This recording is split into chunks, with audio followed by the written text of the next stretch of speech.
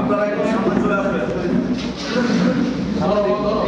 সকলেই ভারতীয় জনতা পার্টি থেকে মমতা বন্দ্যোপাধ্যায়ের উন্নয়নের প্রতি আস্থা ভরসা বিশ্বাস রেখে আসন্ন লোকসভা নির্বাচনের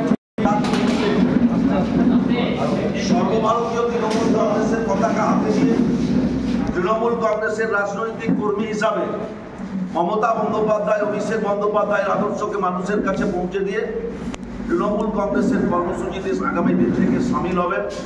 নিশ্চিতভাবে আমাদের অঞ্চল সভাপতি ধ্রুবদা থেকে সর্বস্তরের নেতৃত্বরা এখানে আছেন।